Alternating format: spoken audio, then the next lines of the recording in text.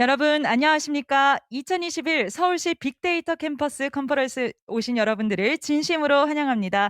저는 오늘 여러분과 함께하게 될 아나운서 노주은입니다. 반갑습니다.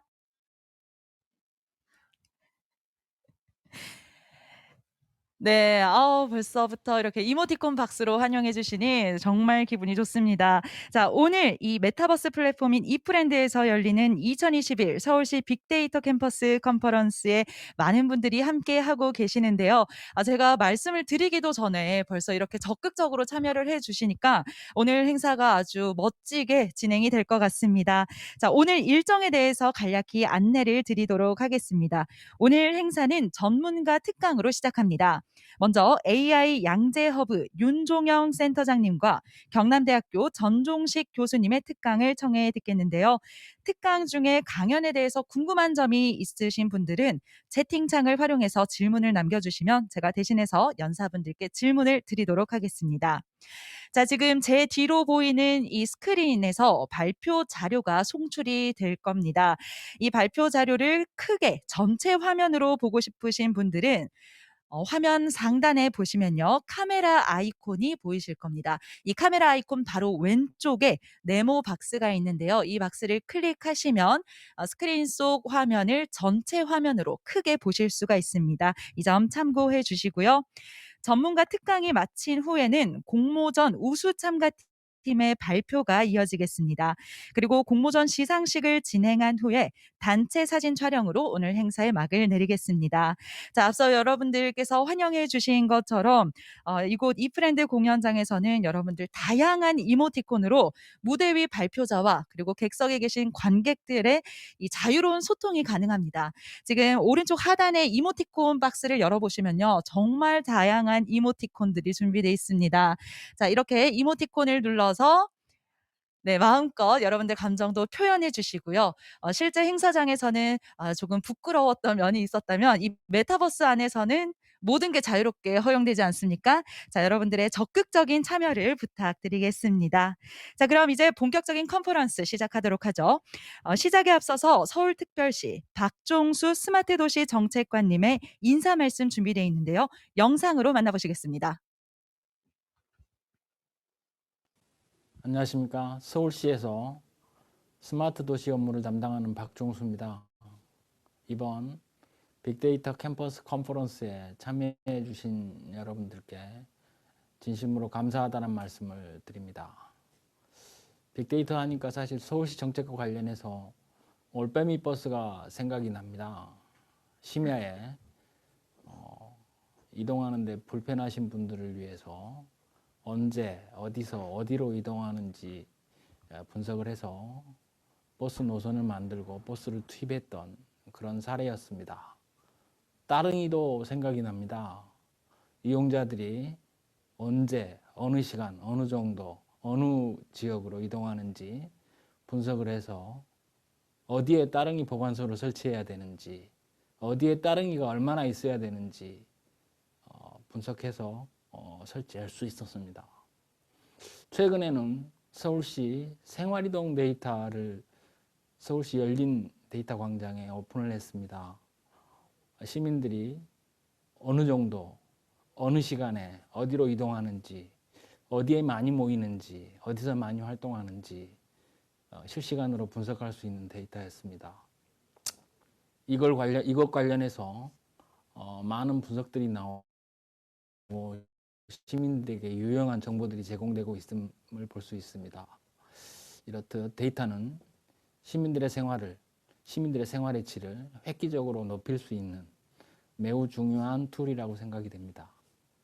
우리는 지금 데이터가 힘이 되고 돈이 되는 시대에 살고 있다고 생각합니다. 아침에 네이버에 데이터 랩에 들어가 봤더니 의류 부분에 있어서는 숏 패딩이라고 하는 것이 아직 지금 관심이 가장 많은 걸 볼 수 있었습니다. 만약 제가 올겨울에 숏패딩 구매 계획이 있는데 어느 비즈니스 회사로부터 숏패딩에 관한 정보를 저한테 제공해 주는 곳이 있다면 굉장히 고마울 것이라는 생각이 들고 그 회사는 비즈니스에 성공할 것이라는 생각이 들었습니다. 이렇듯 데이터는 우리 실생활에 굉장히 많은 영향을 미치고 있습니다. 오늘 한 가지 제안을 드려보고 싶은데요. 팬데믹 시대를 지나면서 대중교통의 혼잡도 문제가 시민들의 관심사입니다. 서울시의 지하철에 혼잡도를 한번 측정해 보는 게 되게 궁금합니다. 그래서 지하철 승차 인원이라든가 하차 인원 이런 빅데이터는 지금 준비가 되어 있습니다. 다만 지하철 노선별로, 지하철 차량별로, 차 간격별로 어느 정도 혼잡한지 이 부분에 관해서는 데이터가 아직 축적되지 않아서 분석을 해야 되는 그런 입장입니다. 여기 참여하신 분들이 그 지하철의 혼잡도 관련해서 한번 궁리해 보시고 솔루션을 주신다면 앞으로 시민 생활에 굉장히 편리한 도구들이 많이 만들어지지 않을까 그런 생각을 한번 해봅니다. 데이터는 시민 생활의 질을 높일 수 있는 굉장히 유용한 편리한 도구입니다. 여러분들 많은 정보 분석해 주시고 많은 시민들을 위한 많은 유익한 정보도 제공해 줄 수 있도록 같이 노력해 봤으면 좋겠습니다. 감사합니다. 네, 좋은 말씀으로 행사의 문을 열어주신 박종수 스마트 도시 정책관님께 감사드립니다. 자, 우리 특강을 시작하기 전에요. 참가하신 모든 관객들께 자유롭게 이모티콘으로 한번 감정을 표현할 수 있는 시간을 드리겠습니다. 여러분 지금 이모티콘 박스에 있는 이모티콘 아무거나 마음에 드는 걸로 선택하셔서요. 한번 내 이모티콘이 어떻게 움직이는지도 한번 보시고요. 네. 세이버즈 팀 노혜원님 아주 힙한 모션을 지금 보여주고 계신데요. 네, 참가하고 계신 모든 분들의 이모티콘 지금 앞에서 보고 있으니까 너무나도 즐겁습니다. 자, 이렇게 몸을 풀어봤다면 이제 본격적으로 첫 번째 특강을 청해 듣도록 하겠습니다. 경남대학교 전종식 교수님께서 강연 준비하고 계시는데요. 강연 제목은 디지털 변혁 바람의 경랑 속에서입니다. 자, 교수님께서는 기획재정부 공공기관 경영평가단의 평가위원으로도 재직 중이십니다. 여러분 전종식 교수님을 박수로 맞아주십시오.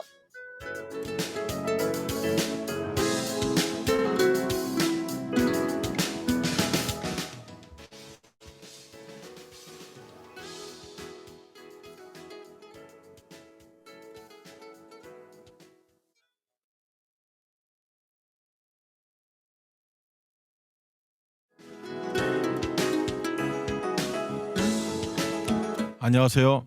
예, 반갑습니다. 예, 전종식 교수입니다. 그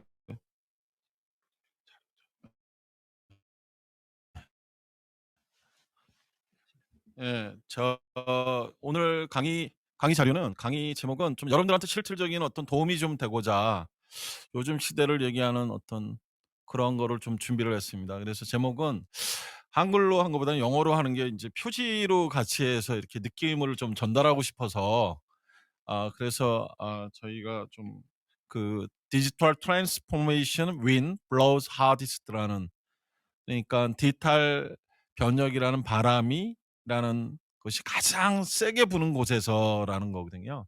이게 무슨 의미냐면 1952년도에 이 배경이 1952년도에 아주 기상의 어떤 악조건성에서 어떤 경랑을 맞이해 가지고 침몰한 배에서 이렇게 구조하는 그런 거거든요. 그래서 여러분들이 '우리가 이러한 좀 시대다.'라고 좀 보시고 좀 여러분들한테 좀 인사이트를 드리고 싶습니다. 그래서 첫 번째 드리고 싶은 얘기는 세상이 도대체 어떻게 바뀌는 거고, 그다음에 두 번째는 도대체 나랑 어떤 관련이 있고, 그렇다면 내가 뭘 준비해야 하느냐, 이 세 가지 관점에서 여러분들한테 말씀을 드리는 게 굉장히 중요하지 않느냐.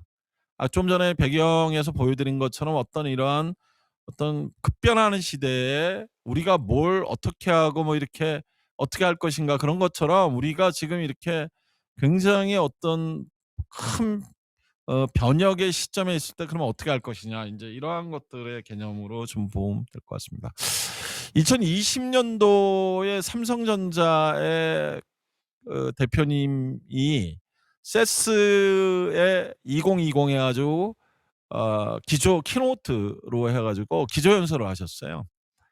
그때 이제 Welcome to the Age of Experience라는 이제 나오거든요. 근데 이 동영상을 한번 보시라고 제가 좀 했는데, 이때 삼성은 제품이나 기술에 치중하는 것이 아니라 제품이나 서비스에 의해서 제공하는 고객들이 누리는, 고객들이 경험하는 그런 편의감, 행복감, 만족감, 이러한 것들을 위해서 자기네들은 서비스를 계획하고 만들어가고 한다.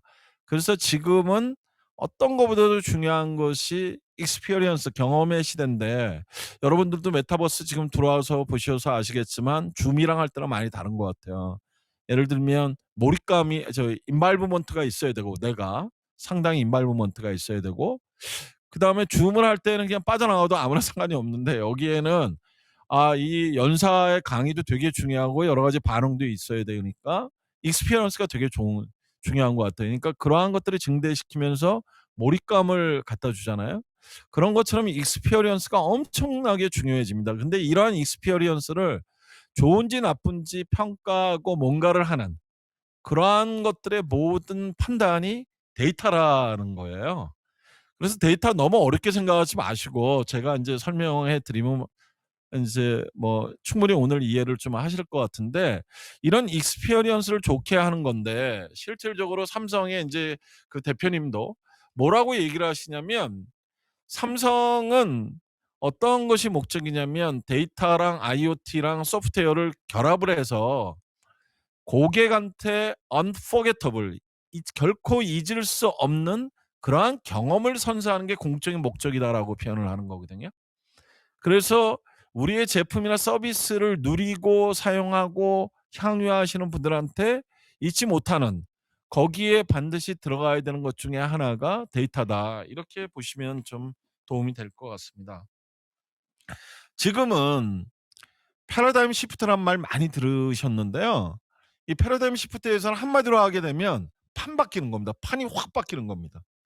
쉽게 얘기하면 이런 거죠. 내가 축구 선수여 가지고 축구 4년 동안 열심히 축구 볼 차고 뭐 이렇게 했는데 갑자기 축구 경기장이 없어지고 축구 대회가 없어지는 거죠. 지금까지 많은 친구들이 대학 들어가고 뭐 이렇게 블라블라블라 하고 나면 내가 당연히 취업도 잘 되고 내 인생이 좀 편해질 줄 알았는데, 갑자기 내가 배웠던 거랑 상관없는 새로운 경기장이 만들어지는 그런 느낌이라 그래야 되나요? 하여튼 판이 바뀐다, 이게 판이. 근데 그 판이 바뀌는 거에서 굉장히 두 가지가 있다.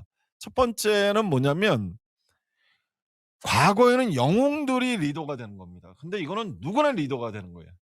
이 4차 산업혁명의 패러다임 바뀌는 거에 대해서 시대가 큰 의미에서 어떤 트렌드를 쫓아가는데 거기에 누구나 리더가 될 수 있다. 그리고 리더의 정의는 뭐냐? 새로운 흐름을 읽고 새로운 어떤 것을 찾아가는 이러한 것들을 그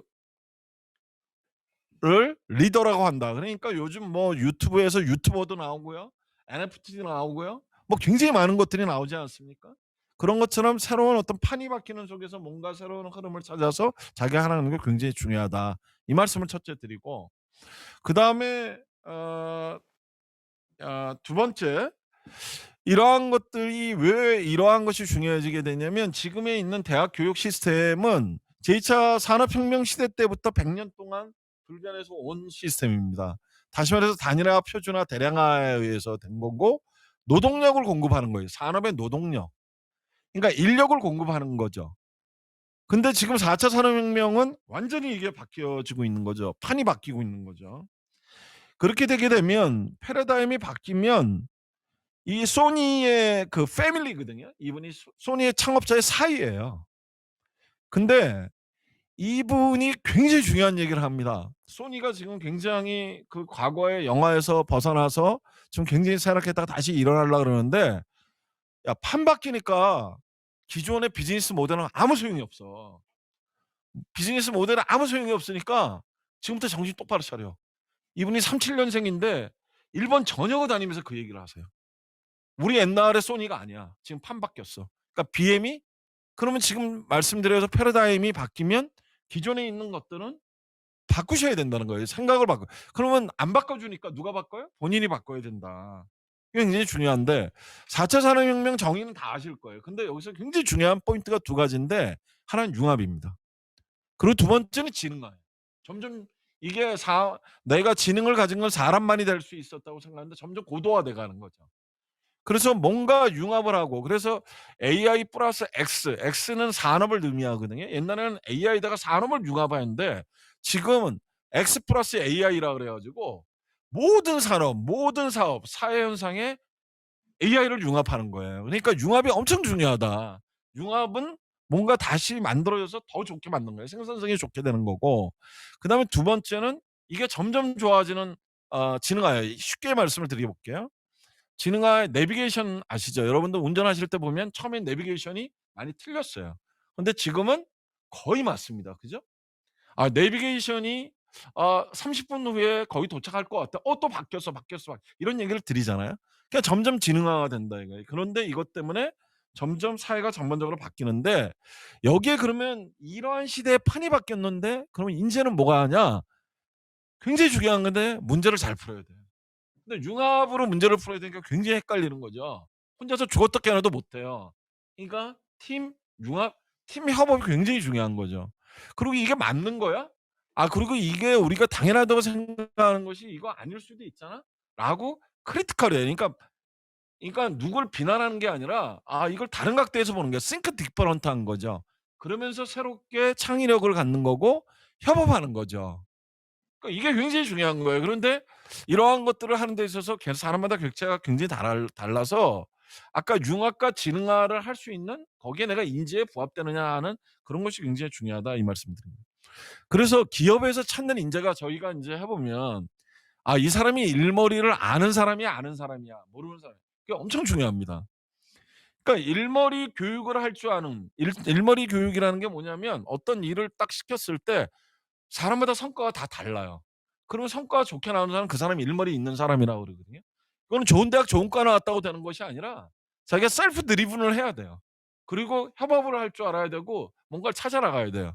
그런 일머리 있는 사람은 항상 기회가 옵니다. 기회가 온다는 건 일거리가 생기는 거고, 일거리가 생기게 되면 그게 점점 지속 가능해지면 일자리가 생겨지는 겁니다. 그래서 일머리가 굉장히 중요하기 때문에 4차 산업혁명은 일머리를 있는 사람이 되거나 일머리가 있는 교육이 되거나 거기가 스타트 포인트가 되는 겁니다. 그다음 DT는 조금 전에 말씀드린 4차 산업혁명이라고 하는 건데 이게 디지털 융합이 돼서 싹 바뀌는 거예요. 근데 이게 구조만 바뀌는 게 아니라 기업도 바뀌고요. 그다음에 사회도 바뀌고요. 내가 생활하는 것 자체도 다 바뀝니다. 그래서 전통적인 산업 영역에 들어가면 이거 DT가 안 된대 그러면 감사하세요. 그냥 나한테 기회가 있구나. 그래서 요즘은 여러분들 스마트 농업이라고 생각하시면 안 돼요. 농업에 젊은이 친구들이 굉장히 많이 가거든요. 거기 인구 노동력도 필요하고 여러 가지가 많이 필요하잖아요. 근데 일손도 딸리고 어업도 마찬가지. 그런데 거기에 DT의 기회가 굉장히 많다. 너무 한쪽만 보시지 마셔라. 그래서 여기에 것들에 굉장히 중요한 것들에 DT의 근간은 데이터가 있어야 됩니다. 아까 말씀드린 익스피리언스를 더 좋게 해야 되기 때문에. 이코노미는 크게 세 가지로 나눠지는데 크리에이터 이코노미, 메이커 이코노미, 익스피리언스 이코노미 세 가지로 바뀌는데 그중에 굉장히 중요한 연결고리라는 게 익스피리언스 이코노미 말씀을 드렸어요. 그런 걸 통해서 데이터를 만들고 이제 디지털의 정의도 다 바뀌어야 되는데 데이터를 만들고 뭐 디지털의 아날로그의 반대말이다 이러시면 안 돼요.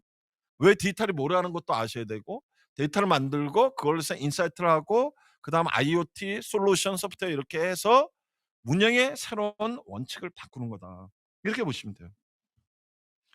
그런데 이 DT에 굉장히 중요한 것이 하나 들어가 있습니다. DT는 바로 이거다라고 하는데 기업가 성장, 기업 생존의 법칙과 기업 성장의 법칙인데 이게 무슨 얘기냐면 밸류와 코스트의 딜레마라는 게 있어요. 과거에는 내가 맞춤형 서비스를 뭔가를 해주고 싶어요. 옷을 해주고 싶으면 그걸 해주고 싶으면 맞춤형 서비스로 하게 되게 되면 그 맞춤형 서비스가 실질적으로 코스트가 올라갑니다. 그렇지 않겠어요? 그러면 가치는 훨씬 좋아지는 거죠.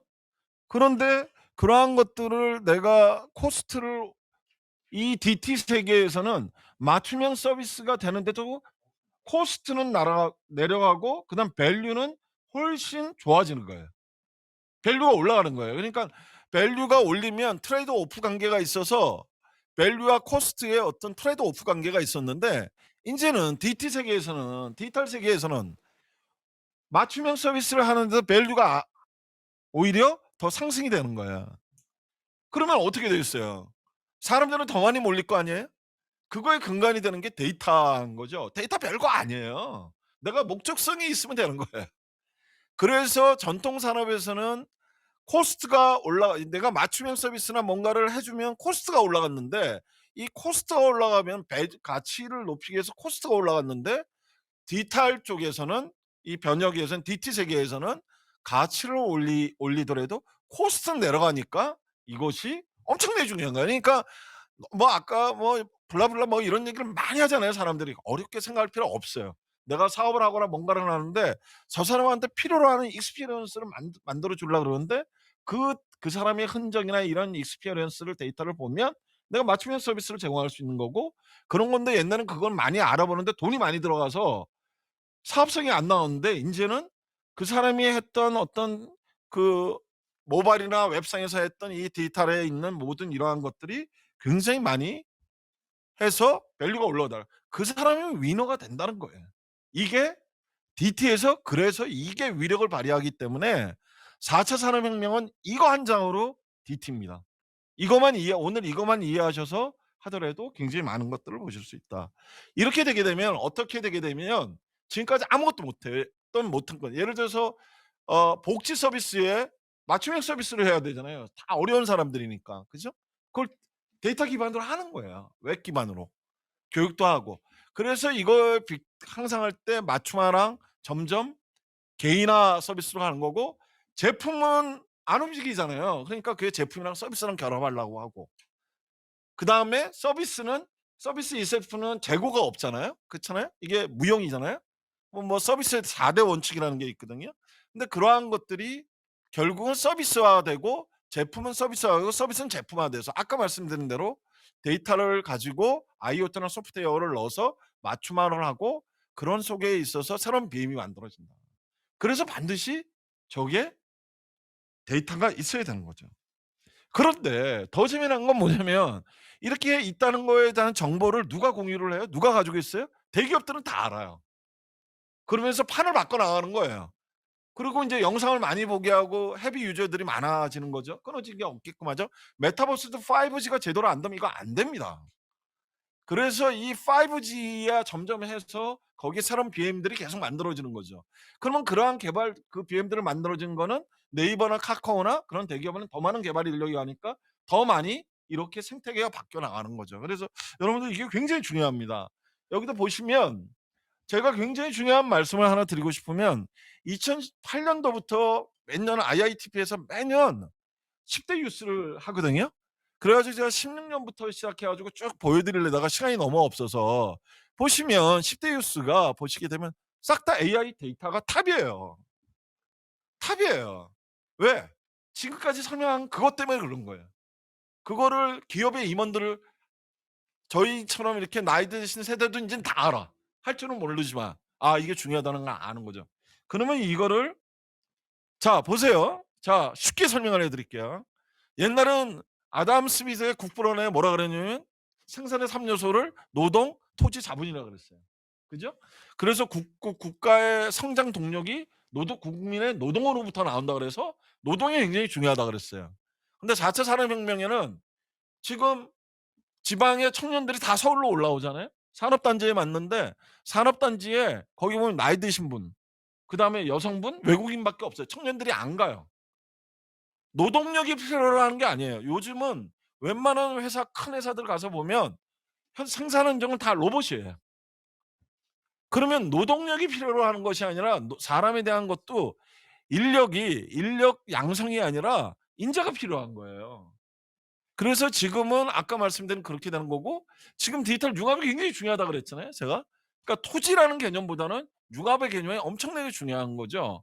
그다음에 자본은요. 요즘 데이터가 있는 곳 아니면 투자가 안 됩니다. 예? 그래서 데이터가 있는 곳에 자본이 몰려요. 그래서 지금은 4차 산업혁명에 실질적으로 성공이 되려면 인재를 양성하는 시스템을 가지고 있냐. 그다음에 두 번째는 융합을 하는 자산이나 기계나 뭐 이런 세계가 있느냐. 그다음에 세 번째는 그거를 해주는 데이터가 있어 이 선순환 구조를 만들면서 실질적으로 새로운 분수 효과를 만들 수 있느냐. 이게 핵심인 거예요. 이걸 아셔야 돼요. 여기에 내가 어떤 포션에 들어갈지를 여러분들이 고민을 하셔야 돼요. 그래서 인제 개략적인 걸 말씀드려서 저희가 인제 했던 것이 청년들한테 그냥 "야 이렇게 된다." 그래 가지고 하라 그러면은 하겠어요? 못 하잖아요. 그래서 인제 저희가 청년들을 전국에서 모아서 7 년째 제가 하고 있습니다. 7 년째 하고 있어서 인제 진행을 하는 건데 저희가 인제 하는 것 중에 하나가 인제 메이킹 소셜 굿이라 가지고 평범한 청년들의 아주 평범해요. 여러분들처럼 평범했는데 그 친구들이 완전히 인성역전이 되는 그러한 것을 좀 만들었어요. 그래서 그런 얘기를 짤막하게 좀 말씀을 좀 드리려고 합니다. 저희가 이제 토 도입을 하자 상황이라는 말이 있는데 요즘은 이게 인제 복숭아 나무 오얏 나무는 그 너무 좋아서 그 사마천의 이장군 열전에 나오는 얘기거든요. 근데 인제는 데이터가 도입이 대신에 데이터 가지고 굉장히 향기 나는 거를 하고 좋은 열매를 맺으면 사람들이 모인다 이거예요. 그래서 제가 인제 이렇게 좀 만들어 봤고요. 아이고 죄송합니다. 예. 잘못 눌렀어요. 진짜. 예. 예. 자, 그래서 저희는 모토가 인제 학생들이랑 하는 청년들이랑 인제 하는 게 "선한 영향력으로 세상을 이롭게 하자."라고 인제 이런 모토를 정해서 제가 고민하는 게 뭐냐면 야 취업이 우리 때나 지금이나 제가 84 학번인데 별로 바뀐 게 없어요. 근데 획기적으로 바꾸고 싶은 거예요.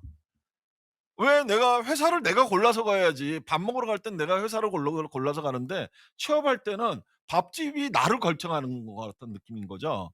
그래서 그걸 획기적으로 좀 바꾸자. 근데 창업하면은 실패율이 너무 높아요.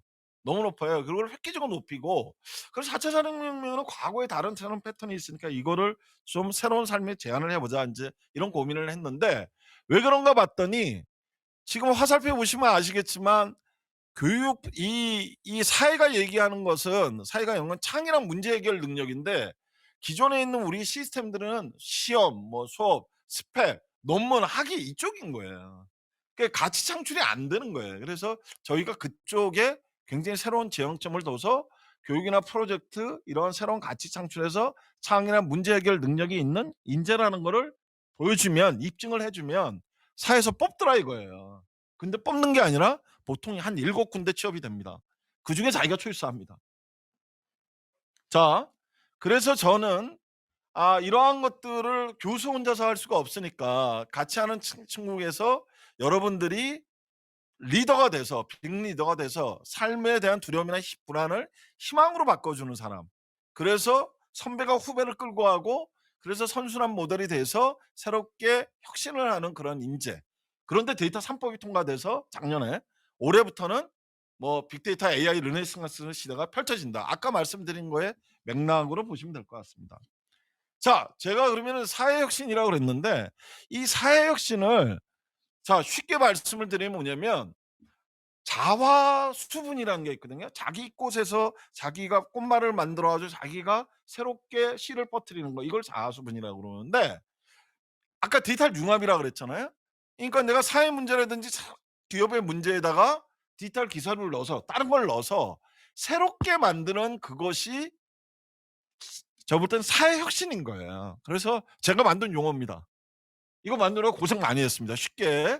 예. 그래서 이러한 어떤 사회 전반적인 시스템을 변화시켜서 공공선을 실현하는 거예요. 그런데 이게 다들 혁신만 얘기합니다. 혁신을 얘기하는데 언제까지 말만 그렇게 하냐고요. 그래서 이런 거를 전통 산업이나 이런 쪽은 융합을 해서 할 게 많으니까 관심을 좀 가져보고 실질적으로 이런 걸 하려면 제일 중요한 게 혁신 서비스를 창출할 수 있는 역량이랑 그게 있어야 된다 이 말씀을 좀 드리는 거죠. 그러려면 첫 번째 생각이 달라야 됩니다. 내가 어떤 사물이나 뭔가를 볼 때 기본적으로 생각을 다르게 이게 인제 머니볼 저랑 많이 닮은 브래드 피트가 나와 가지고 그 나온 영화인데 꼴찌팀 매년 메이저 리그의 꼴찌팀이었는 오클랜드 애슬레틱스가 메이저 역사상 100년 이상 깨지지 않은 20연승의 대기록을 나옵니다. 거기에 굉장히 중요한 것 중에 뭐냐면 데이터 드리븐 디시전을 하고 데이터 드리븐 전략을 만들어서 만년 꼴찌팀을 4강까지 올리고 가지고 그래가지고 난리가 납니다. 그래서 양키스가 이걸 도입하게 되고 데이터를 가져오게 되고 그 다음에 보스턴 레드삭스가 결국은 우승합니다. 보스턴 레드삭스의 구단주가 이 빌리빈 단장한테 브래비 스피트가 했던 그 단장한테 그 실질적으로 백지 수표를 거의 하는 그러한 것들의 연봉을 제시를 합니다. 근데 안 갑니다. 이 사람의 포인트는 뭐냐면 기존의 전통적인 것들은 전통적인 프로야구는 1800년대 의술이라고 생각하는 거예요. 근데 지금은 그게 아니다. 그래서 이 사람이 생각했던 건 생각을 아예 바꿉니다. 어떻게 하면 우승을 할 수 있을까 뿐만 아니라 프로야구를 자체를 바꿔버리고 싶은 거예요. 판을 뒤집는 거를 하는 거예요. 그래서 진짜 판이 뒤집어집니다. 그래서 여러분들 뭔가를 할 때 점진적 혁신은 절대 성과가 잘 안 나옵니다. 조금씩 하는 거 1.0, 2.0 이렇게. 그런데 파괴적 혁신은 새롭게 나옵니다. 그거의 대표적인 사례가 어디냐 스티브 잡스가 되겠죠. 자, 그다음에 그렇게 해서 다르게 하면 힘이 듭니다. 그렇게 해서 가면 새로운 밸류를 만듭니다. 이때가 20연승을 했을 때 미국 전역이 들썩거립니다. 그래서 반드시 이렇게 할 줄 알아야 되고 자, 그래서 저희는 기초적인 역량을 가르쳐 주고 나면 그다음부터는 지식을 가르치신다 해서 지식을 획득한다로 바뀝니다. 왜냐하면 이걸 다 가르쳐 줄 수가 없습니다.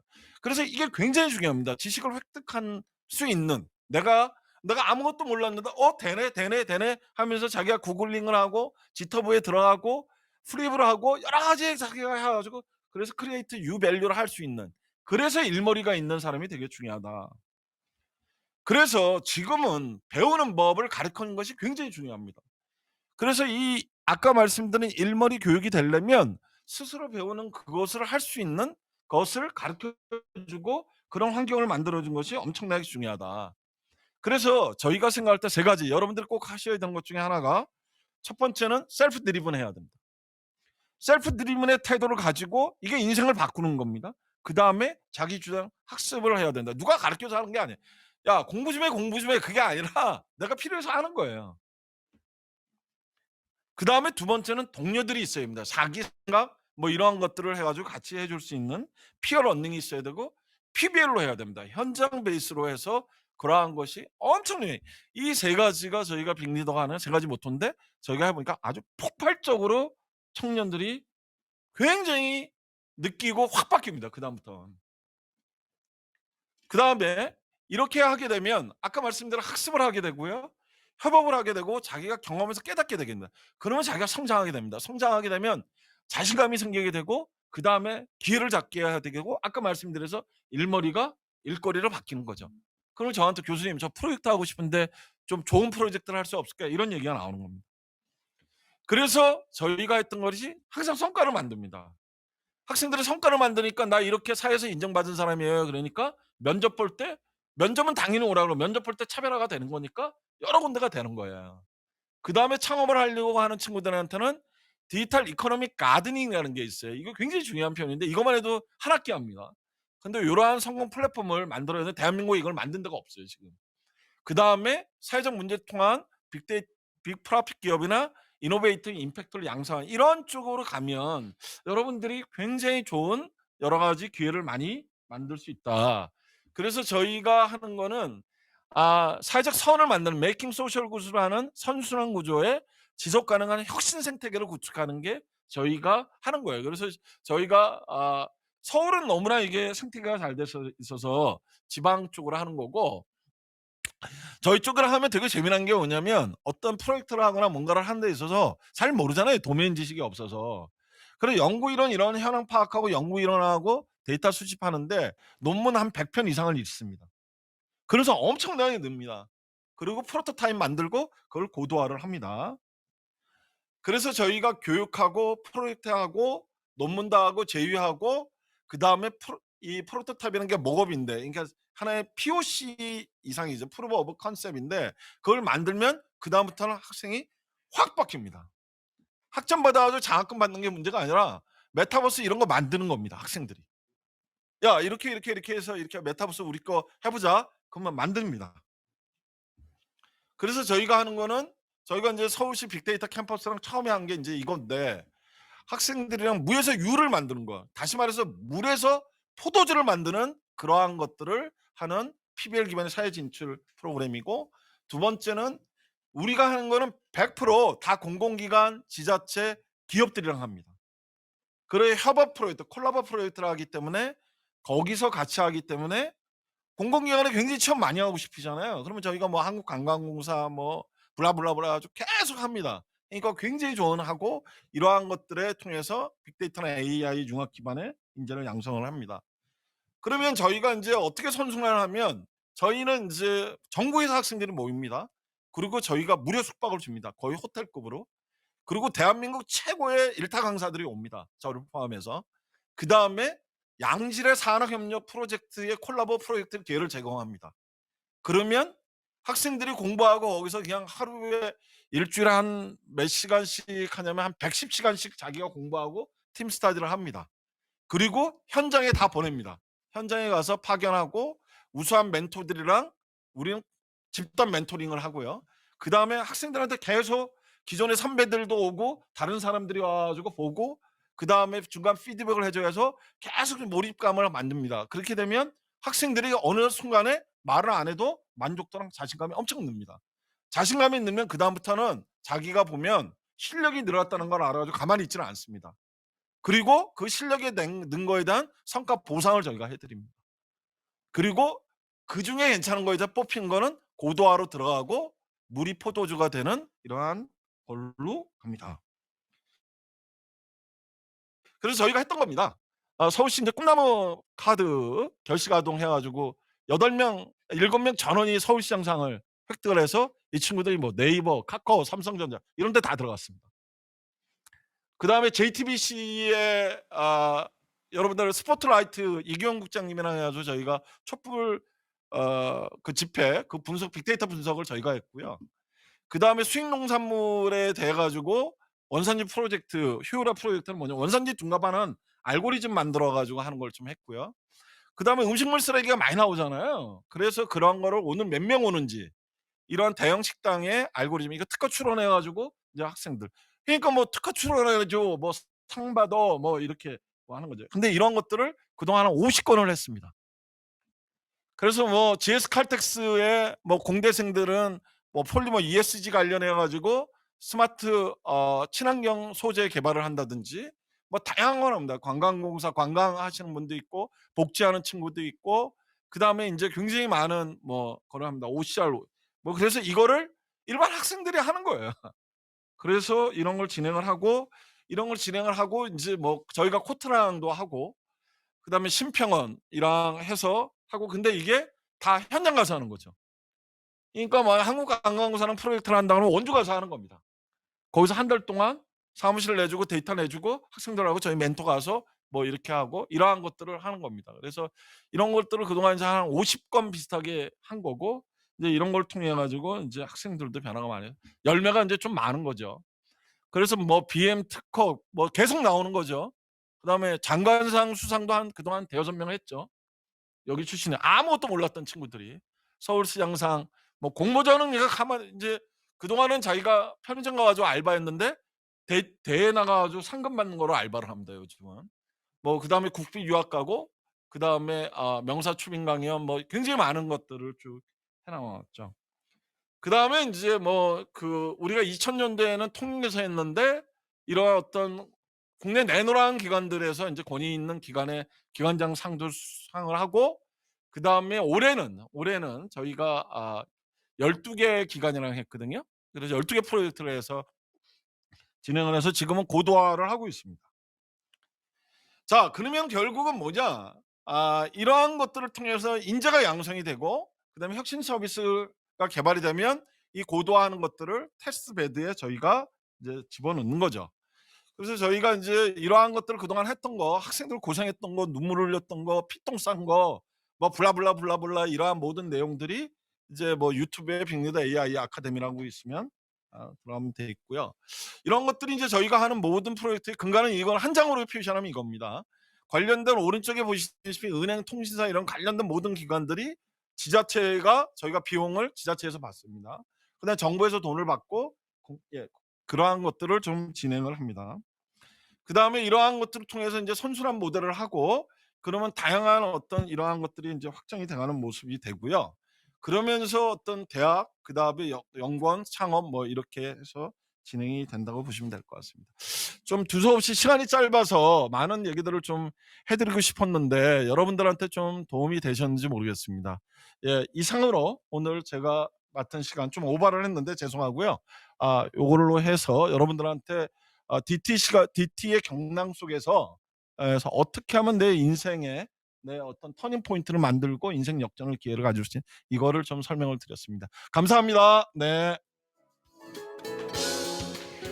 네, 감사합니다. 이 4차 산업혁명에 따른 디지털 시대, 이 급격한 변화 속에서 시대가 요구하는 인재상은 어떠한 모습인지, 그리고 더 나아가 이 디지털 시대의 인재가 되기 위해서 우리는 어떻게 사고하고 또 행동해야 하는지 아주 구체적인 방법을 제시해 주셨는데요. 이렇게 우리 청년들 이끌어 주시는 우리 교육자분들, 전종식 교수님을 비롯한 모든 교육자분들의 노고에 정말 깊은 감사를 드립니다. 자, 그럼 이제 공모전 우수 참가팀의 발표와 시상식만이 남아 있습니다. 자, 그 전에 서울특별시 이수재 빅데이터 담당관님께서 인사 한 말씀 남겨주셨는데요. 영상으로 먼저 만나보시겠습니다. 네, 안녕하세요. 서울시 빅데이터 담당관 이수재입니다. 먼저 지난 9월부터 2달 동안 저희 서울시 빅데이터 캠퍼스 공모전에 참여해주신 모든 분들께 감사의 말씀을 드립니다. 이번 6번째로 알고 있는데요. 2016년부터 시작된 빅데이터 캠퍼스 공모전, 서울시에서는 이 공모전의 결과들을 이제 서울시 정책이나 또는 또 시민들을 위한 정책을 마련하는데 많이 반영을 하고 있습니다. 그리고 또 여러분들이 만드신 과제들, 제출하신 내용들은 또 캠퍼스를 통해서 공유가 되면서 그 다음번들 또 다른 데이터 분석가들의 교재로도 사용이 되고 또 코드도 많이 활용되고 있습니다. 특별히 이번 공모전에는 76개 팀, 한 400여 명의 지원자들이 참석을 하셔서 어느 해보다도 많은 열기를 느낄 수가 있었는데요. 그만큼 데이터 분석에 대한 이해와 또 저변이 많이 확대됐다라고 볼 수가 있습니다. 그래서 2달 동안 고생하신 모든 지원자 여러분들께 감사의 말씀을 드리고요. 여러분들이 제출해 주신 소중한 결과물들은 저희 시에서 잘 활용을 하도록 하겠습니다. 두 번째로 저희가 또 같이 해주신 저희 창조혁신 센터, 같이 이제 저희와 주최를 해주신 창조경제혁신센터 관계자 여러분들께도 감사의 말씀을 드리고요. 또 CJ 네트워크스 관계자 여러분들께도 감사의 말씀을 드리도록 하겠습니다. 그리고 이제 오늘이 이제 심사 이제 발표가 나고 여러분들 시상 또 받으실 텐데 이 많은 결과물들을 심사하시느라 고생하신 모든 심사위원분들께도 감사의 말씀을 드리겠습니다. 앞으로 빅데이터의 활용 그리고 또 빅데이터가 원유다라는 말은 어떻게 보면 클리셰해졌을 정도로 이제는 누구나 다 아는 상식이 되었습니다. 여러분들이 이제 더 제출하신 분들 결과물들을 가지고 저희 서울시가 발전할 수 있는데 많이 활용하도록 할 것이고요. 또 서울시 빅데이터 담당한 또 다른 모든 과들도 서울시에서 생산해내는 모든 데이터를 가지고 데이터 행정을 할 수 있는데 많은 노력을 기울이도록 하겠습니다. 끝으로 이번에 함께해 주셨지만 또 상을 받지 못하시는 분들도 계실 텐데요. 너무 아쉬우시겠지만 또 여러분들이 실력을 키울 수 있으셨던 소중한 시간으로 생각을 하시고 또 여러분들에게 좋은 추억으로 남기를 바라도록 하겠습니다. 아무쪼록 이번 공모전이 여러분들한테 큰 도움이 되셨길 바라고 내년에도 또 새로운 모습으로 만나 뵀으면 좋겠습니다. 참여해 주신 모든 분들께 감사드리겠습니다. 고맙습니다. 네, 좋은 말씀 남겨주신 이수재 빅데이터 담당관님께 감사드립니다. 더불어 오늘은 공모전을 마무리하는 자리인 만큼 심사위원장님을 맡고 계신 김동근 오픈메이트 부사장님께서도 참석해 주셨습니다. 감사합니다. 자, 공모전 우수 참가팀 발표와 시상에 앞서서 빅데이터 캠퍼스 공모전에 대해서 간단히 소개를 드리겠습니다. 빅데이터 캠퍼스 공모전은 2016년부터 진행이 돼서 올해 6회차를 맞이했습니다. 2021년에는 미래 빅데이터 분석 전문가를 꿈꾸는 시민에게 분석 역량을 마음껏 발휘할 수 있는 기회의 장을 제공하고자 공모전을 개최했습니다. 공모 주제는 도시 문제 해결 및 공공이익 발전에 기여할 수 있는 자유 주제로 진행을 했는데요. 서울 창조경제혁신센터, CJ 올리브 네트워크스에서 각각 주최 및 후원 기관으로 참여해서 공모전을 더욱 풍성하게 만들어 주셨습니다. 더욱이 올해는 총 11개 팀을 선정해서 총 상금 1,950만 원의 상금과 상장을 수여하면서 무려 76개 팀이 예선 심사에 응모했습니다. 참여해 주신 모든 분들께 이 자리를 빌어 다시 한번 감사를 드리고요. 자, 공모전의 홍보는 빅데이터 캠퍼스 홈페이지와 페이스북, 인스타그램, 홍보 동영상 등 온라인 위주로 활발히 홍보 활동을 진행했습니다. 예선 심사에서 합격한 15개 팀은 멘토링 위크에도 참여를 했습니다. 빅데이터 관련 대학 교수님들과 전문가들을 멘토 위원으로 모셨고요. 서면 멘토링과 화상 멘토링으로 나누어 더욱 심도 있는 프로그램을 진행했습니다. 특히 이 화상 멘토링에서는 멘토와 멘티 간의 줌 화상회의를 통해서 분석 결과서에 대해서 디벨롭할 수 있는 시간을 가졌습니다. 직접 만나지 못하고 이 온라인상으로 멘토링을 진행을 했지만요. 멘토와 멘티 모두 만족스러운 시간이 됐습니다. 그리고 지난 16일에는 5분의 심사위원분들이 화상으로 참석하신 가운데 예선 합격 15개 팀의 본선 발표 평가를 진행했습니다. 그리고 그 결과가 오늘 이 자리에서 발표되겠습니다. 자, 이상으로 빅데이터 캠퍼스 공모전에 대한 설명을 마치겠습니다. 자, 다음 순서로는 2021 서울시 빅데이터 캠퍼스 공모전 우수 참가팀의 발표를 듣는 시간 갖겠습니다. 각 팀당 10분씩 총 3개 팀의 발표가 진행되겠습니다. 자, 그럼 바로 첫 번째 발표 소개해 드리겠습니다. 장애인 포용성 지수 개발을 통한 서울 시내 살기 좋은 지원주택 추천을 주제로 함께 살조 팀의 발표가 있겠습니다. 자, 발표자는 무대 위로 올라와 주십시오. 여러분은 박수로 맞아 주십시오.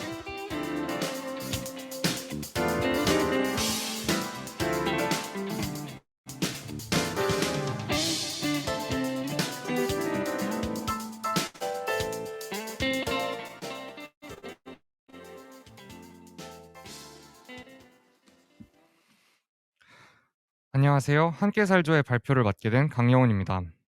저희는 단순한 분석이 아닌 조금 더 나은 서울을 위한 분석을 보여드리고자 합니다. 장애인 포용성 지수 개발을 통한 서울 시내 살기 좋은 지원주택 추천, 함께 살조 발표 시작하겠습니다. 저희는 장애인 주거 환경에 대한 연구 필요성과 성공적인 서울시 탈시설 정책 및 지원주택 선정 기준 제고를 위해 포용성 지수 개발을 통한 지원주택 추천이라는 주제로 발표하게 됐습니다. 저희의 발표 순서는 다음과 같습니다. 저희가 해당 주제를 선정하게 된 배경을 설명드리겠습니다. 현재 사회안전지수 등 선행 연구에서는 장애인이 살기 좋은 동네라는 선행 연구가 부족합니다. 장애인의 권리 증진 요구라는 시대적인 흐름에 발맞춰 장애인의 편의를 반영하는 객관적인 지표가 필요할 것입니다. 정부는 장애인이 지역사회와 더불어 자립해서 살아갈 수 있도록 시설 장애인의 거주지 이전을 지원하고 지역사회 자립 촉진을 위해 시설을 변화시키는 탈시설 정책을 추진 중입니다. 실제로 정부는 관련 인프라 조성과 핵심 과제 추진에 나섰습니다. 또한 2025년부터 매해 740명의 자립을 지원할 것으로 발표하여 서울 시내 탈시설 장애인 수 또한 나날이 증가하고 있습니다. 하지만 현재 이를 대비한 인프라 및 준비 부족을 우려하여 정책 시행을 부정적으로 바라보는 장애인 여론 또한 존재합니다. 이에 따라 본격적인 정책을 통한 자립 지원에 앞서 관련 인프라 점검이 필수적입니다. 서울시에서는 전국 최초로 장애인 지원주택을 제공하고 있습니다. 임대주택을 장애인 주거 취약계층 등의 입주 대상자 특성에 맞추어 리모델링한 뒤 거주 서비스를 제공하여 장애인의 성공적인 자립을 돕습니다. 공급은 지속적으로 확대될 예정이지만 현재 주택 선정에는 내부적인 요인만을 고려하고 있습니다. 장애인의 삶의 질 제고를 위해서는 주택 내외부 환경을 고려할 수 있는 선정 기준 마련이 필수적입니다. 선행 연구 부족, 탈시설 정책, 지원주택 선정 기준 제고 등을 이유로 저희는 장애인 포용성 지수를 통해 지원주택을 추천하는 모델을 개발하게 되었습니다. 저희의 분석 프로세스는 다음과 같습니다. 서울 시내 구별 데이터를 수집 및 정제한 뒤 포용성 지수를 개발 및 산정하였습니다.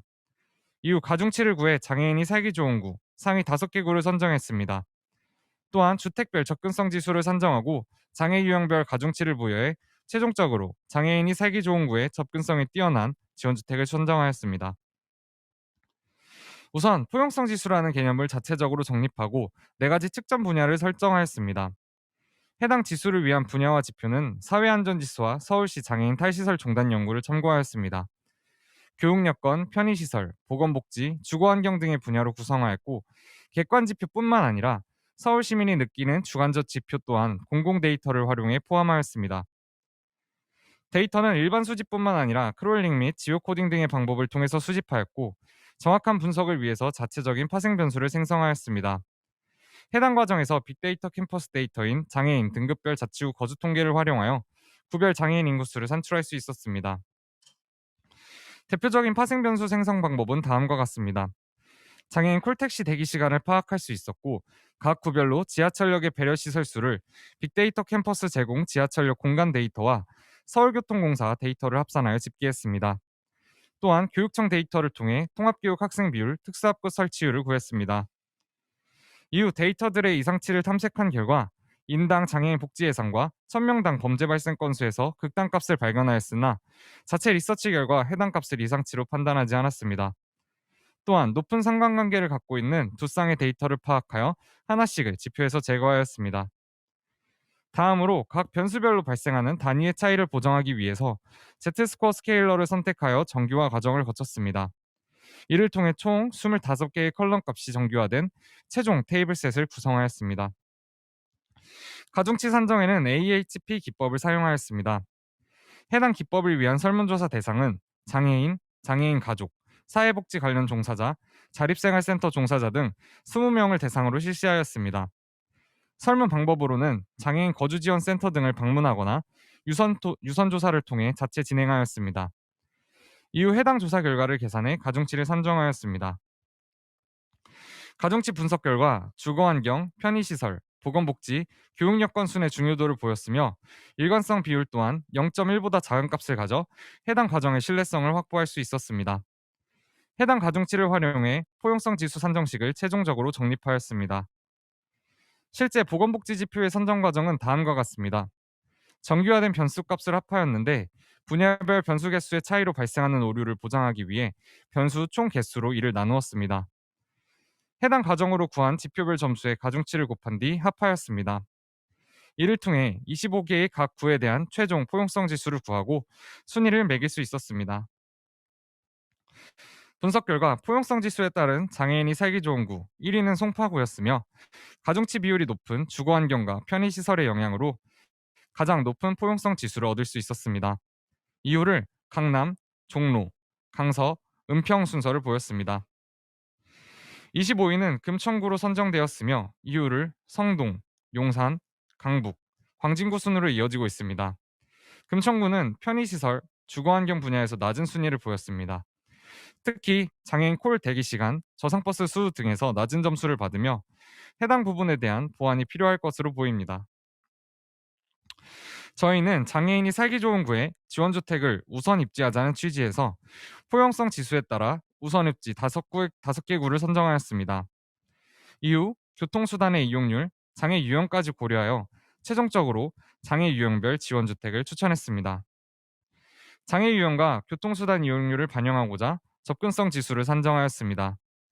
장애인과 비장애인의 보행 속도는 최대 2배 차이가 나고 장애인의 주택 선정 시 교통 접근성이 중요한 영향을 미치고 있습니다. 또한 장애인의 대중교통 이용률이 증대될 것으로 예상했기 때문에 저희는 지원주택 선정에 있어서 접근성 지수를 활용하였습니다. 접근성 지수는 주택 공급 후보가 되는 SH 임대주택 좌표 기준 500m 단위와 소속 동을 기준으로 삼아 정류소별 저상버스 수, 지하철역 수, 장애인 택시 목적지를 고려하여 산정하였습니다. 지수 산정의 버퍼 기준은 관련 논문 내용을 참고하였습니다. 버스 데이터는 빅데이터 캠퍼스 제공 데이터와 열린 데이터 광장의 데이터를 활용해 버스 정류소를 지나는 저상버스 대수를 집계하였습니다. 버스 정류소가 임대주택 500m 버퍼에 포함되는 경우 그 수를 임대주택에 할당하였습니다. 지하철 데이터는 버퍼 내 지하철 배려시설 수를 합산하여 할당했습니다. 장애인 콜택시 데이터는 기본적인 생활 유지를 위해 이용된다는 점과 단거리로 콜택시가 주로 이용된다는 점을 고려하였습니다. 장애인의 생활 환경에서 짧은 거리로 많이 다니는 곳 가까이에 지원주택을 입지하자는 취지였습니다. 그래서 저희는 목적지 데이터를 활용하였고 동별로 집계하여 해당 지원주택이 해당 동에 위치할 경우 할당하였습니다. 장애의 분류를 신체장애와 정신장애로 나눠 각 분류별 버스, 지하철, 콜택시 이용률을 가중치로 산정하였습니다. 신체장애의 경우 저상버스 할당 대수를 지표로, 정신장애의 경우 일반 버스 정류소 개수로 버스 분야를 산정했습니다. 해당 가중치를 활용하여 접근성 지수식을 산정하고 실제로 각 SH 임대주택별 접근성 지수를 계산하였습니다. 분석 결과로 저희는 연간 70호 확대 기준과 각 주택별로 평균 10에서 20호 정도 공급된다는 점을 근거로 하여 장애 유형별로 상위 10곳씩을 선정하였습니다. 신체장애 유형의 경우 대치아파트, 수서아파트가 접근성 지수에서 높은 1, 2위를 차지하였습니다. 정신장애 유형의 경우 불광 롯데캐슬과 북한산 힐스테이트가 1, 2위를 차지하였습니다. 함께 살조의 분석을 통해 서울시는 함께 살기 좋은 도시로 도약할 수 있을 것이며 장애인의 생활 편의는 증진되고 주거 환경은 개선될 것입니다. 또한 데이터 기반 주거 지원 모델 개발 및 생활 편의 불편 감소를 통해 해당 정책 추진에 이바지할 수 있을 것입니다. 더 나아가 다음과 같이 정책 활용 등의 실질적인 문제 해결에 도움이 될 것입니다. 모델 개선을 통해 연령, 재정 상황 등의 추가적인 변인을 고려한 1:1 지원주택 추천 서비스를 개발할 수 있을 것이며 유니버셜 디자인 우선 적용 주택 선정에 도움이 될 것입니다. 또한 타 지역의 장애인 지원주택 입지 선정에도 도움이 될 것입니다. 포용성 지수를 활용하여서 지역별 발전 방향성 및 장애인 인프라 보완을 제한할 수 있습니다. 또한 저희의 분석은 실제 장애인 자립 지원 법안의 기준과 근거로 활용될 수 있을 것입니다. 마지막으로 접근성 지수는 탈시설 지원센터 및 체험형 지원주택의 입지 선정에도 도움이 될 것입니다. 장애인 복지국가 스웨덴에서는 한 개인이 시작한 연구가 장애인 자립생활운동을 성공으로 이끈 LSS법의 입법과 실행의 촉매제 역할을 했습니다. 저희의 분석 또한 단순한 분석이 아닌 서울시 그리고 대한민국의 장애인 자립에 도움이 될 수 있는 실질적인 분석이 되었으면 합니다. 함께 살조의 발표 마치겠습니다. 감사합니다. 네, 감사합니다. 좋은 발표해 주신 함께 살조 팀에게 다시 한번 이모티콘 박수 부탁드립니다. 네, 이 장애인 포용성 지수라는 새로운 개념을 정립하고 또 이를 다양한 분야에서 여러 데이터를 활용해서 분석, 추천해 주셨는데요. 서울시 장애인 주거에 실질적인 도움을 줄 수 있는 정책 모델로 자리 잡길 바랍니다. 자, 두 번째 발표 소개하겠습니다. 서울시 수소차 충전소 우선 입지 선정을 주제로 한 라이프 이즈 에그 팀의 발표가 있겠습니다. 발표자는 무대 위로 올라와 주십시오.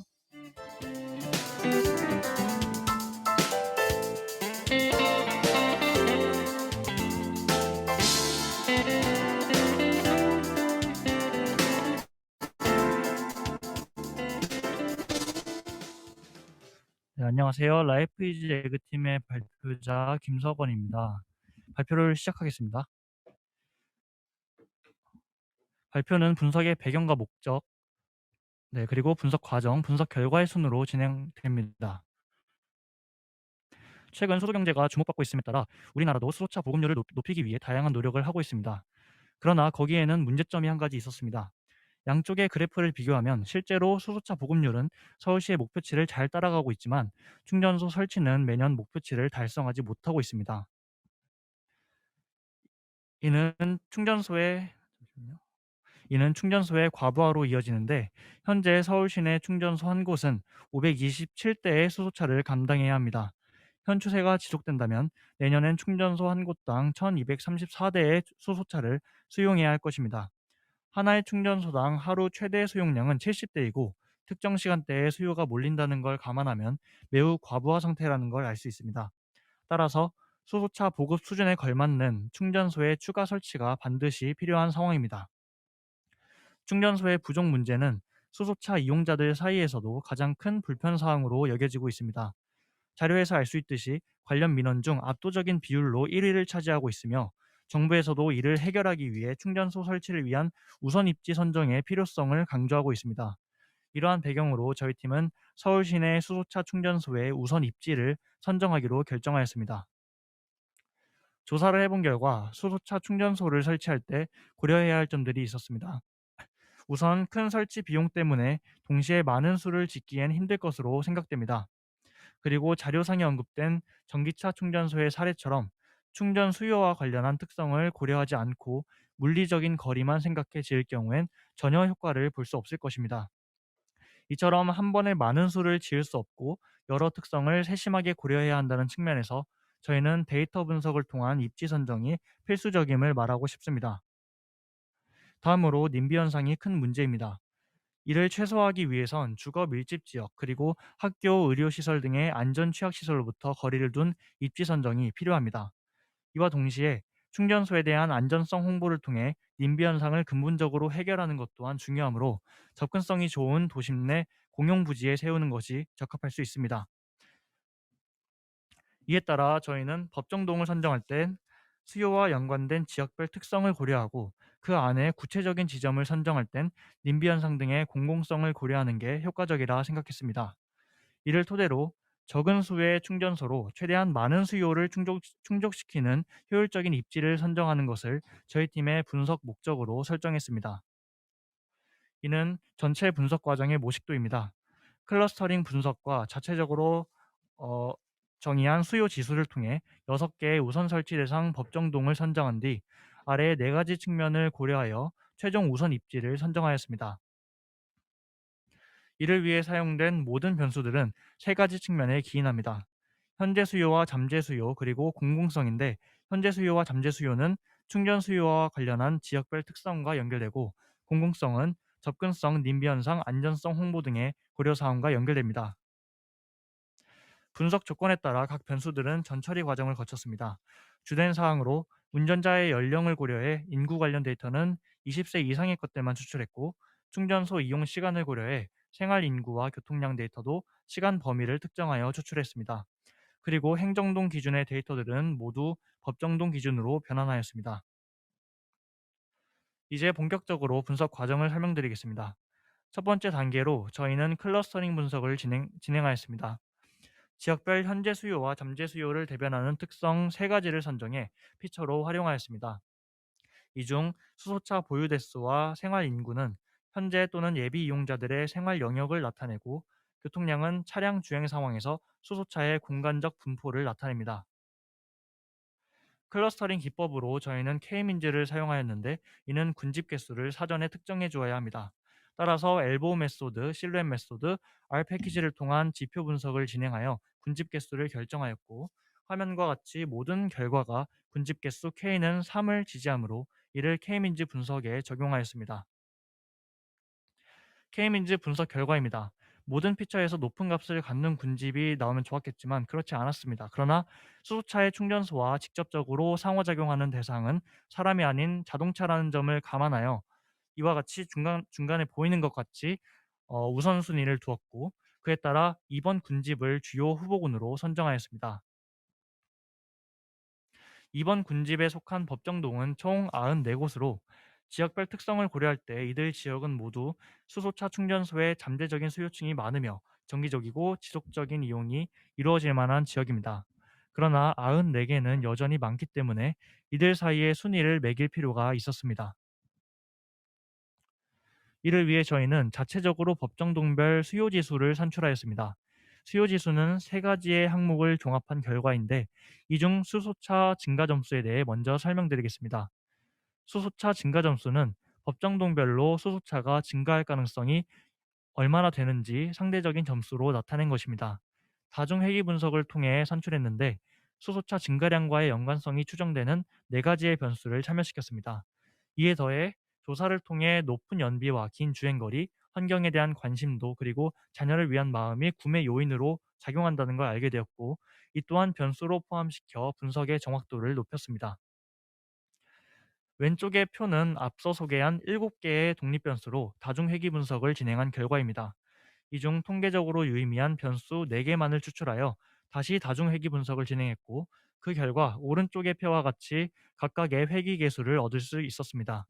참고로 맨 오른쪽에 표시된 VIF 값을 통해 관점에 따라 다중공선성 경향을 나타낸다고 해석할 수 있으나 저희의 목적은 절대적인 Y값을 예측하는 게 아니라 상대적인 점수를 산출하는 것이기 때문에 그대로 진행하였습니다. 방금 얻은 변수별 회귀계수 R값을 가중치로 적용하여 다음과 같은 수식을 만들었고 이를 통해 법정동별 수소차 증가 점수를 산출하였습니다. 수요 지수 산출을 위해서는 수소차 증가 점수 외에도 거리 점수와 수소차 보유 대수가 필요한데 거리 점수는 법정동별로 기존의 수소차 충전소와의 거리를 구한 뒤 그중 최단 거리를 적용했고 수소차 보유 대수는 현재 수요를 가장 강력히 대변하는 데이터이므로 다시 한번 적용하였습니다. 오른쪽은 3개 항목을 종합한 수요 지수입니다. 오른쪽 표를 보면 알 수 있듯이 각 항목별로 오름차순 순위를 매긴 뒤 해당 순위들의 총 합을 구한 것이 수요 지수입니다. 수요 지수가 높다는 것은 충전소에 대한 현재 수요와 잠재 수요가 높다는 뜻이기 때문에 수요 지수가 높은 순서대로 우선 설치 대상으로 고려하였습니다. 6개의 법정동은 오른쪽 상단의 방법으로 선정하였습니다. 수요 지수 순으로 고려하되 설치가 시급한 입지를 선정하기 위해 기존의 수소 충전소 또는 상위 순위의 법정동과 인접한 곳은 제외시켰습니다. 이에 따라 아래와 같이 6개의 우선 설치 대상 법정동이 선정되었습니다.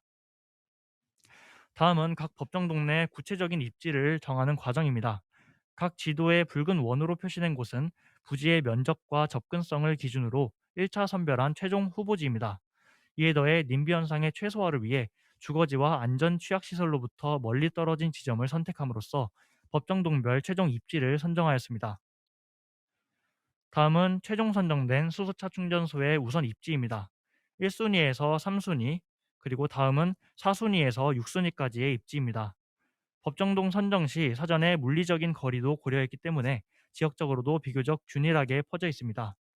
실제로 인터넷 지도 서비스상에서 테스트를 해본 결과 서울 내 모든 지점에서 최소 하나의 충전소까지 차량 주행거리상 최대 10km 정도면 도달 가능합니다. 이는 교통 상황에 따라 15분 내지 30분 정도 걸리는 거리로 이전에 비해 훨씬 나아졌다는 걸 알 수 있습니다. 이번 분석을 통해 기대할 수 있는 점은 다음과 같습니다. 다방면을 고려한 입지 선정으로 누적된 불편함이 상당 부분 해소될 것이며 또한 세계 1위 수준의 수소차 보급률과 충분한 충전 인프라를 통해 서울시가 세계적인 수소차 선도 도시로 도약할 수 있을 것으로 기대됩니다. 한편 행정동과 법정동의 차이에 기인한 데이터 변동 그리고 님비 현상의 모든 면을 다 담지 못하였다는 점은 한계점으로 작용할 것 같습니다. 끝으로 한 가지 첨언하자면 지금 우리의 앞에는 친환경 시대로 이어지는 길이 있고 수소차 충전소는 그 길을 밝혀주는 가로등이라 할 수 있습니다. 현재 우리가 해야 할 일은 앞으로 나아갈 수 있도록 가로등을 세워 그 길을 환하게 비춰주는 것이라 생각합니다. 지금까지 라이프 이즈 에그 팀의 발표였습니다. 감사합니다. 네, 이 수요 데이터를 기반으로 서울 시내 수소차 충전소를 적재적소에 배치할 수 있는 좋은 가이드 모델이 되기를 바랍니다. 좋은 발표 준비해 주신 라이프 이즈 에그 팀에게 다시 한번 감사드리고요. 이제 마지막 발표만이 남았습니다. 서울특별시 소규모 도심형 물류센터 입지 분석을 주제로 한 총알배송팀의 발표가 있겠습니다. 발표자는 무대 위로 올라와 주십시오.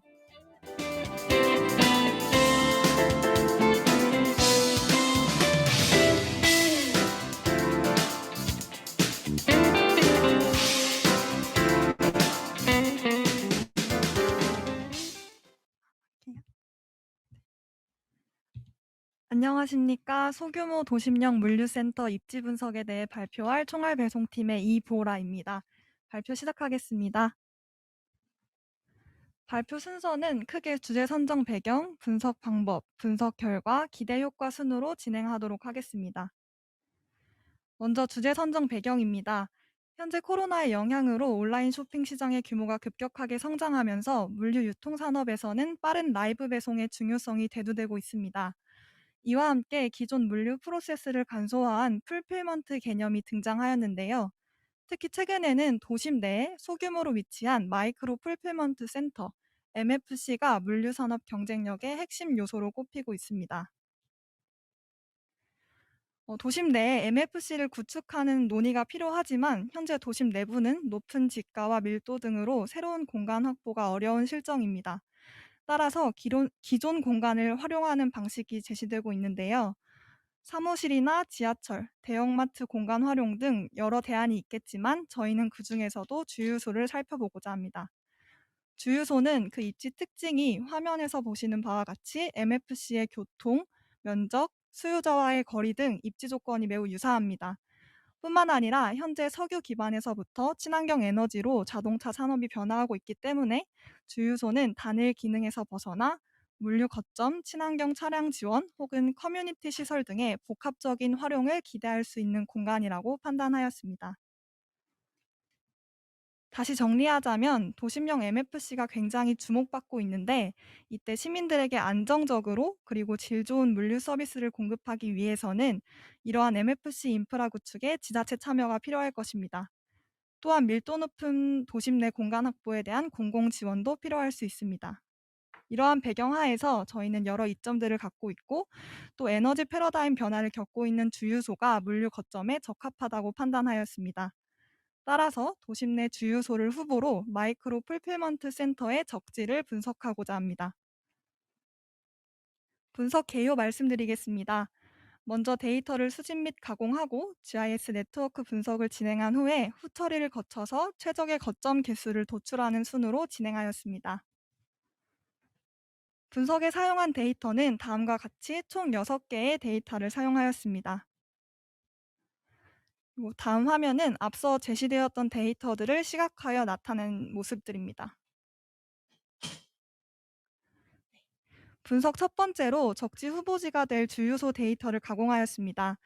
MFC가 입지하기 힘든 고속도로나 어린이 보호구역에 위치한 주유소는 제외하였고 물동량 처리 혹은 향후 복합 활용 가능성을 고려하여서 전체 면적의 하위 25%에 해당하는 주유소를 제거하였습니다.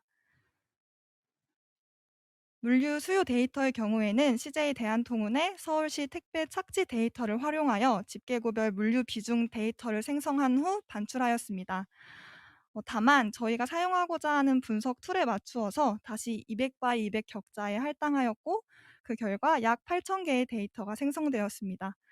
격자별 물류 비중을 시각화한 자료는 좌측과 같습니다. 이제 전처리된 데이터를 이용하여서 저희가 진행한 분석은 아크GIS의 네트워크 분석 중 로케이션 얼로케이션입니다. 이는 네트워크 기반으로 수요 지점에 도달하는 가장 적절한 거점 위치를 찾는 분석인데요. 주어진 수요를 처리하면서 이때 처리에 드는 비용을 최소화하는 것을 목적 함수로 두어 위치를 도출하게 됩니다. 분석에서 저희는 거점의 수를 1개부터 80개까지 바꾸어가며 총 80회 반복 분석 진행하였는데 이때 거점에 해당하는 파실리티에는 주유소 포인트 데이터, 수요 지점에 해당하는 디맨드 포인트에는 물류 비중 격자 데이터를 사용하였습니다. 그 밖에 매개 변수는 화면과 같이 설정하였으며 이 중에 비용 측정 방식은 시간을 최소화하는 방식으로 두었습니다. 보시는 표는 거점의 수를 5개로 선택하였을 경우 도출되는 결과로 거점별 수요 개수와 수요 비중, 총 배송 시간을 알 수 있습니다. 아래의 그림들은 선택된 거점 중에서 성산대교 주유소 부근을 확대하여 나타낸 모습으로 좌측 그림부터 첫 번째는 주유소에 할당된 수요 개수로 배송 영역이라고 이해하시면 되고 두 번째는 각 수요 지점별 할당된 수요 비중, 세 번째는 주유소에서 수요 지점까지 걸리는 단순 배송 시간입니다. 가장 우측이 수요 비중과 단순 배송 시간을 곱한 총 배송 시간을 나타낸 것으로 결과적으로는 이 총 배송 시간을 활용하여 입지 분석을 진행하게 됩니다. 지정한 거점 수마다 얻어지는 결과표 컬럼 값을 합하여 요약하면 중앙의 표와 같이 거점 수에 해당하는 수요 개수, 수요 비중, 총 배송 시간의 총 합산 값을 알 수 있습니다. 저희는 거점의 수를 늘려가면서 이러한 작업을 80회 반복 분석 진행하였으므로 최종적으로는 화면 하단과 같이 80횡의 데이터 결과표가 도출됩니다. 그래서 저희의 분석 목적인 최적 입지를 정하기 위해서는 이제 1개부터 80개까지의 거점 수 중에서 과연 몇 개가 최적의 개수인지 선택하여야 하기 때문에 스코어링 작업을 이어서 진행하였습니다. 사용할 변수와 가중치로는 화면의 논문을 참고하여서 총 4가지, 배송처 편리성, 물류 처리 용이성, 토지 가격, 공급처 접근성을 선정하였습니다. 이후에 변수의 단위가 다르기 때문에 Z-스코어 값을 이용하여 표준화하였고, 변수별로 거점의 수가 증가함에 따라 변화하는 양상은 다음 4가지의 그래프와 같습니다. 거점의 수가 증가하면서 배송처 편리성과 지가, 물류 처리 용이성은 증가하며 공급처 접근성은 감소하고 있는 것을 확인하실 수 있습니다. 마지막으로 인용한 AHP 가중치를 각 변수에 곱한 후 합산하여 최종 점수를 계산하게 되면 분석 결과로 그래프와 같이 거점별 최종 점수를 나타낼 수 있습니다. 그래프에 따르면 가장 높은 점수를 기록한 최적 거점 수는 30개로 도출되었습니다. 이어서 분석 결과를 시각화한 자료들입니다. 도출된 30개 거점의 위치는 화면과 같습니다. 강북, 강남이 각각 15개로 균등하게 분포하고 있습니다. 또한 강남구가 3개로 가장 많은 거점 수가 도출되었기 때문에 MFC 시범지역으로 설정하기에 적합한 지역이라고 할 수 있겠습니다. 생활 권역별로 구분해 보았습니다. 서부권은 3개로 가장 적은 주유소가, PT에는 약간 실수가 있었는데 동부권은 10개로 가장 많은 주유소가 선정되었습니다.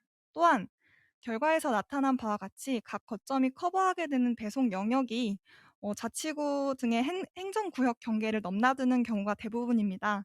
그렇기 때문에 MFC 물류 체계는 행정구역별로 나누기보다는 일상적인 생활활동이 일어나는 생활권역 단위로 관리하는 것이 합리적이라고 판단하였으며, 시 차원에서 MFC 사업이 진행된다면 물동량 유입이 가장 높은 동남 생활권을 시작으로 체계를 구축할 수 있겠습니다.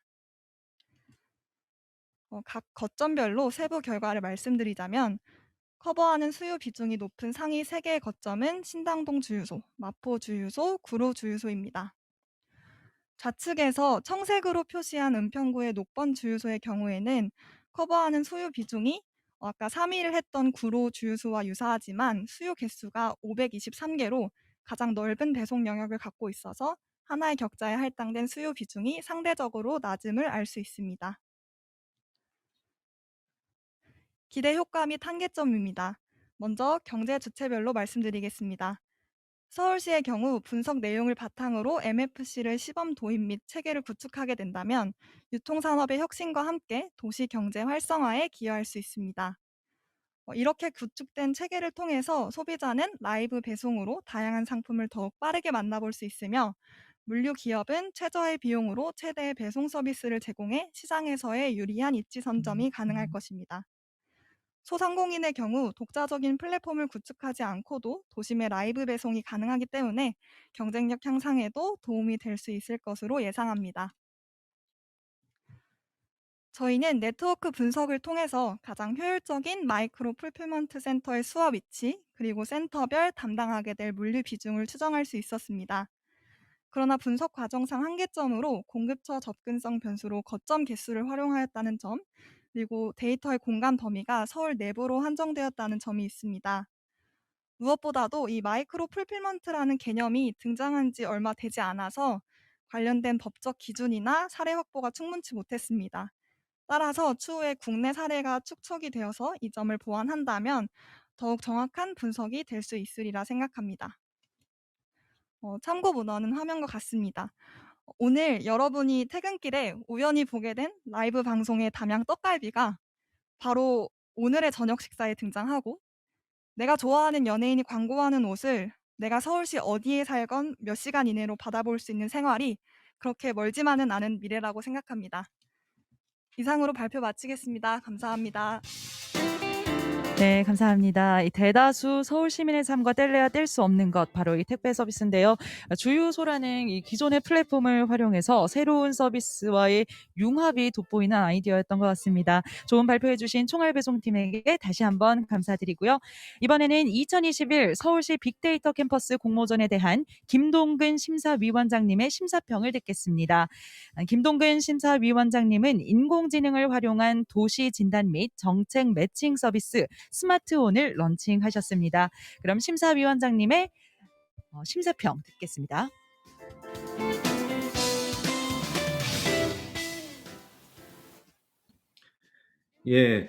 저는 빅데이터를 공간적으로 분석해서 민간 기업이나 공공기관에 컨설팅을 하고 솔루션 구축을 전문으로 하는 기업인 오픈메이트에 몸담고 있는 김동근 부사장이라고 합니다. 먼저 21년 서울시 빅데이터 캠퍼스 공모전의 심사위원장으로서 인사드리게 돼서 굉장히 영광스럽습니다. 구체적인 이렇게 하나하나의 좀 심사평보다는 좀 제가 느꼈던 거 몇 가지만 짧게 말씀드리겠습니다. 그동안 수년 전 이렇게 초창기 공모전에서는 이렇게 아이디어나 분석 방법에 있어서 저희 참가팀마다 좀 편차가 좀 있었고요, 솔직히. 소수 몇 팀 정도만 이렇게 좀 대단한데 뭐 이런 느낌이었습니다, 솔직히. 근데 이번에는 공공행정에서 바로 검토할 수 있을 정도의 수준 높은 참가팀이 진짜 많아져서 상향 평준화가 된 것 같은 게 솔직한 심정입니다. 이렇게 전체적인 수준이 올라간 이유에는 아마도 초창기 공모전에 비해 서울시 빅캠뿐만 아니라 민관에 이제 개방된 데이터의 이제 양과 질적인 측면에서 실질적으로 활용 가능성이 많아진 이유도 있다고 이제 생각이 되고요. 특히나 이번 공모전에 참가한 주제를 보면 정말 다양한 영역에서 빅데이터 기반으로 진단하고 해결할 수 있는 기회들 또한 많아졌다는 좀 반증 같기도 합니다. 그동안의 참가팀들은 선정한 주제들이 보통 이제 교통, 치안, 복지와 같은 다소 좀 전통적인 분야였는데, 지금 세대 이슈인 좀 부동산, 반려견, 배달업, 친환경, 공유경제까지, 그리고 장애인에 대한 같이 사는 문제까지 굉장히 주제가 확대되었다는 점이 굉장히 좋았고요. 이번 심사에서는 전문가적인 좀 분석 방법론보다는 이런 기반으로 이제 현 시점에서 실제 공공 및 시정에 좀 적절하게 이용될 수 있는 그런 적절성과 그에 맞는 데이터를 좀 선정해서 취합하기 위한 노력, 그리고 좀 실현 가능성에 좀 더 심사에 초점을 맞췄습니다.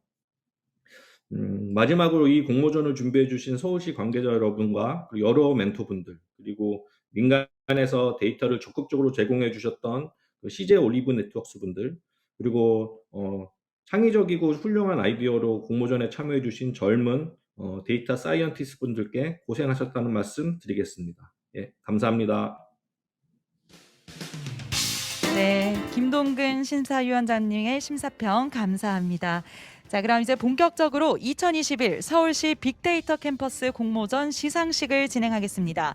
호명되시는 수상팀의 대표자께서는 무대로 등단해 주시고요. 시상이 진행되는 동안 무대 위에서 다양한 액션을 통해서 수상의 기쁨을 마음껏 표현하시기 바랍니다. 자, 그럼 먼저 우수상 시상이 있겠습니다. 우수상 수상팀에게는 상장과 함께 상금 100만 원이 수여됩니다. 공모전 시상은 이수재 빅데이터 담당관님께서 도와주시겠습니다. 네, 담당관님 진행해 주시죠. 네, 안녕하세요. 네, 이수재입니다. 지금부터 빅데이터 캠퍼스 공모전 시상을 하겠습니다. 많이 기다렸을 것 같는데요. 일단 먼저 우수상부터 발표하도록 하겠습니다. 먼저 빅데이터 공모전 우수상은 5개 팀이고요. 첫 번째 팀은 프로필 사진 이사방 팀입니다. 축하드립니다. 네, 이사방 팀 축하드립니다. 대표 수상자께서는 무대 위로 올라와 주십시오. 네, 첫 번째 우수상 수상팀은 이사방 팀입니다. 이사방 팀의 수상자께서는 무대 위로 올라와 주시기 바랍니다.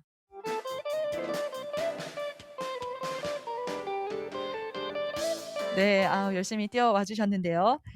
네, 우리 시상하시는 데이터 담당관님, 이수재 담당관님 앞에 지금 서 계십니다. 네, 상장 그럼 전달하도록 하겠습니다. 상장, 우수상, 이사방팀, 이륜차 사고 데이터 분석을 통한 사고 발생 구역 및 취약지 예측. 위 사람은 데이터 기반의 사회 문제 해결 방안을 마련하기 위하여 서울시에서 주최한 2021 서울특별시 빅데이터 캠퍼스 공모전에서 위와 같이 입상하였기에 이 상장을 수여합니다. 2021년 11월 19일 서울특별시장. 네, 축하드립니다. 네, 축하드립니다. 네, 이사람팀 수상자 네, 박수 치고 계시는데요. 네, 정말 축하드립니다. 이제 아래로 하단해 주시고요. 네, 시상을 계속해서 이어나가겠습니다. 자, 이수재 담당자님 다음 팀 호명해 주시죠. 저희 이거 같이 한 번에 네 팀을 불러도 될까요? 네, 같이 한 나올 수 번에 있나요? 어려운가요? 네, 알겠습니다.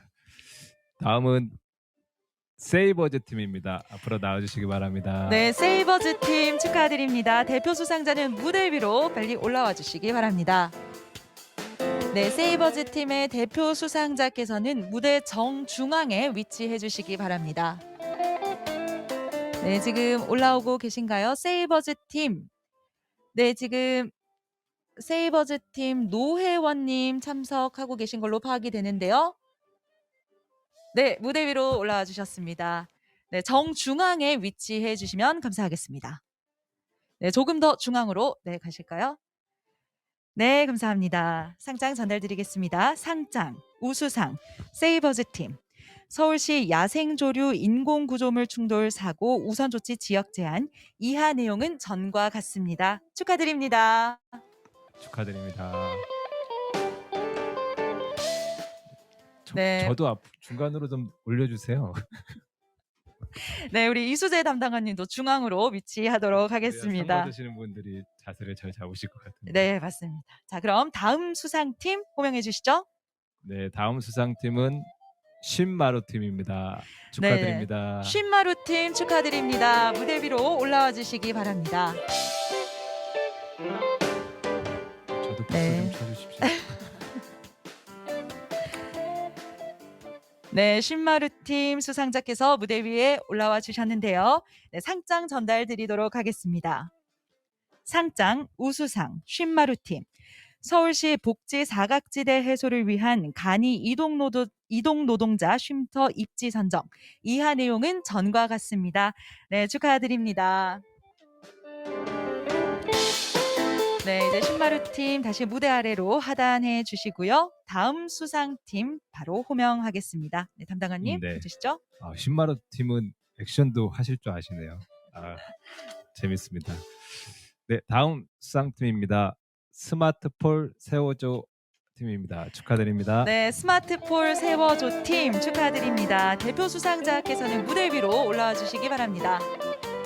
네, 아주 신속하게 이동해 주셨는데요. 바로 상장 전달 드리도록 하겠습니다. 상장, 우수상, 스마트폴 세워줘 팀. 서울시 스마트폴 구축을 위한 기능 맞춤형 우선 입지 선정. 이하 내용은 전과 같습니다. 네, 다시 한번 축하드립니다. 수상의 기쁨을 활기찬 이모티콘을 통해서 표현해 주시기 바랍니다.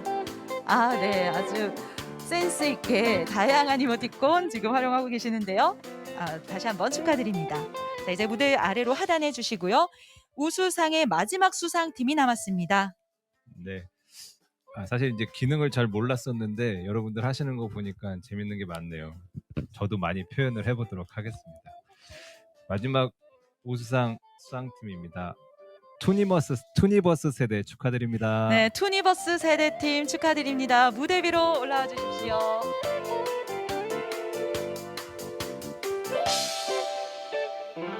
네, 아주 착장이 센스가 돋보이는데요. 네, 투니버스 세대팀 상장 전달하겠습니다. 상장, 우수상, 투니버스 세대팀. MZ세대 소비 트렌드 분석을 통한 서울시 제로페이 활성화 방안. 이하 내용은 전과 같습니다. 네, 다시 한번 축하드립니다. 수상의 기쁨을 이모티콘으로 다시 한번 표현해 주시기 바랍니다. 네, 감사합니다. 네, 오늘 우수상 수상자들에게는 상장과 함께 상금 100만 원이 수여됩니다. 네, 감사드리고요. 우수상에 이어 이번에는 최우수상 3개 팀에 대한 시상을 진행하겠습니다.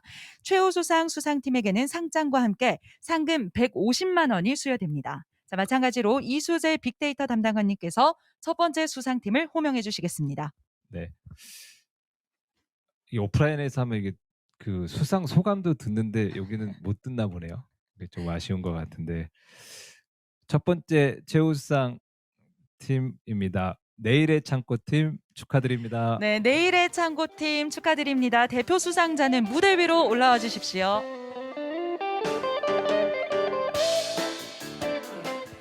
네, 계단을 차근차근 밟고 잘 내려오고 계십니다. 네, 무대 정중앙에 위치해 주시기 바랍니다. 네, 상장 전달하겠습니다. 상장, 최우수상, 내일의 창고팀. 지하철 공실 문제 해결을 위한 공유 창고 또따 스토리지 입지 선정. 위 사람은 데이터 기반의 사회 문제 해결 방안을 마련하기 위하여 서울시에서 주최한 2021 서울특별시 빅데이터 캠퍼스 공모전에서 위와 같이 입상하였기에 이 상장을 수여합니다. 2021년 11월 19일 서울특별시장. 네, 상장 전달하는 내내 아주 센스 있는 이모티콘 표현해주고 계시는데요. 다시 한번 축하드립니다. 자, 계속해서 시상 이어가죠. 네, 다음 최우수상 팀은 잠시만요. 네, 다음 최우수상 팀은 따뜻한 길 팀입니다. 축하드립니다. 네, 따뜻한 길 팀 축하드립니다. 네, 대표 수상자는 무대 위로 올라와 주시고요. 정중앙에 위치해 주시면 되겠습니다. 네, 감사합니다. 상장 전달하겠습니다.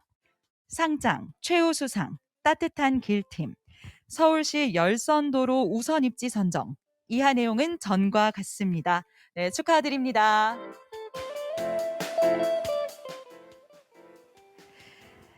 네, 하단해 주시고요. 이제 마지막 최우수상 수상팀만이 남았습니다. 진행해 주시죠.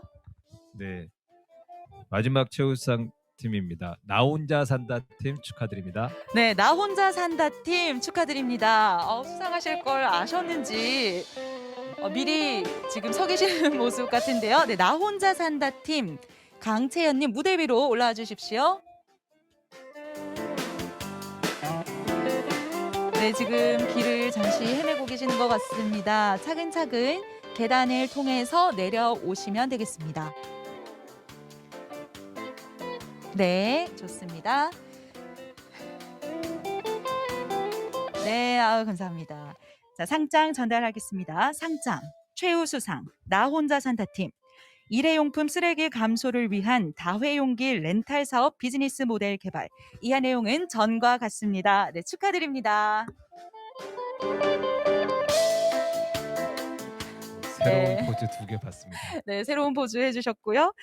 네, 이제 CJ 올리브 네트워크상 수상이 남았습니다. 수상팀에게는 상장과 함께 상금 300만 원이 수여됩니다. 자, 그럼 이번에도 이수재 빅데이터 담당관님께서 수고해 주시겠습니다. 네, CJ 올리브 네트워크 수상팀은 라이프 이즈 에그 팀입니다. 축하드립니다. 네, 라이프 이즈 에그 팀 CJ 올리브 네트워크상 수상하셨습니다. 축하드립니다. 네, 무대 위로 올라와 주십시오. 네, 두 분이 함께 오셨습니다. 네, 상장 수여하겠습니다. 상장 CJ 올리브 네트워크상 라이프 이즈 에그팀 서울시 수소차 충전소 우선 입지 선정 위 사람은 데이터 기반의 사회 문제 해결 방안을 마련하기 위해 서울시에서 주최한 2021 서울특별시 빅데이터 캠퍼스 공모전에서 위와 같이 입상하였기에 이 상장을 수여합니다. 2021년 11월 19일 CJ 올리브 네트워크스 대표이사 차인혁. 네, 두 분 모두 다시 한번 축하드립니다. 축하드립니다.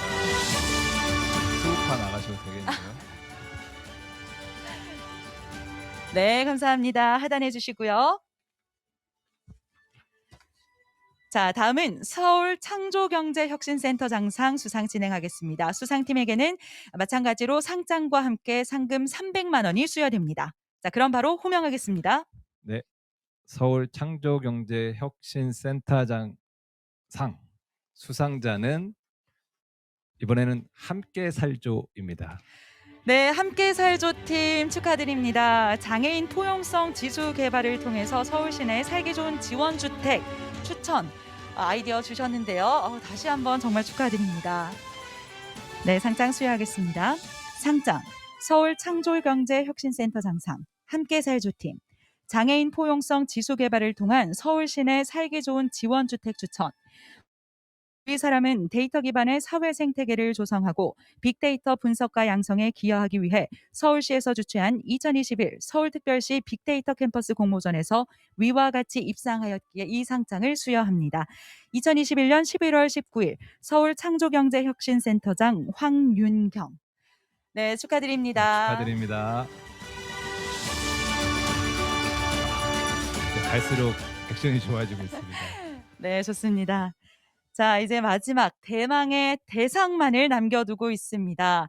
2등상 수여까지 완료한 상황에서 모두 수상 확인하시고 지금 기뻐하고 계시는데요. 자, 바로 영예의 대상 수상자를 발표하겠습니다. 네, 대상입니다. 보통 방송 보면 대상 이렇게 하면은 관중석 이렇게 앉아 있는 석을 비춰줘야 되는데 이게 안 되나요? 그럼 혹시 자기가 대상일 것 같다 하시는 분들 이렇게 한번 나와 보시죠. 일어나 보시죠. 네네네. 손 한번 들어주시고 아마 모르고 계신 걸로 알고 있습니다. 그래서 아마 예, 몇 분이 일어나셨는데 대상 발표하도록 하겠습니다. 서울시 빅데이터 캠퍼스 공모전 2021년 대상은 총알배송팀입니다. 네, 총알배송팀 축하드립니다. 축하드립니다. 네, 서울특별시 소규모 도심형 물류센터 입지 분석해주신 총알배송팀이 대상을 수상하셨습니다. 네, 퍼포먼스를 조금 보고 상장 수여하겠습니다. 이 기능이 되게 많네요. 네, 대상이시기 때문에 저희가 이해해드리겠습니다. 비걸이신데요, 비걸.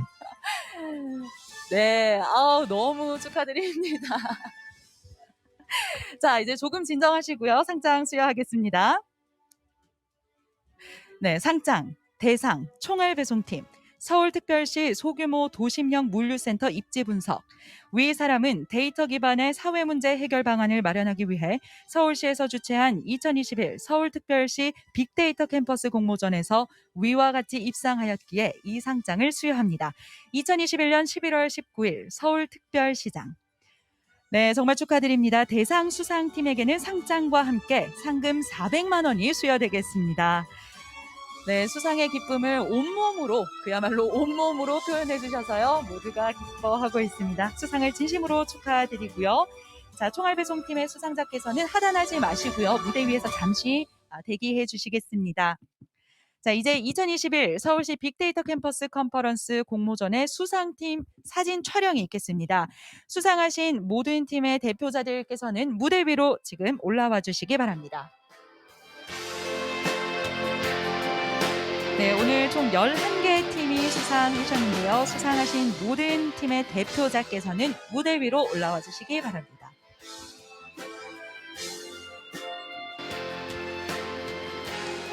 네, 자리가 정리되는 동안 제가 사진 촬영에 대해서 잠시 설명을 드리겠습니다. 제가 하나, 둘, 셋을 외치면 제가 설명드리는 이모티콘을 클릭해 주시면 되겠습니다. 모두 같은 동작을 클릭해 주시는 게 포인트라서요.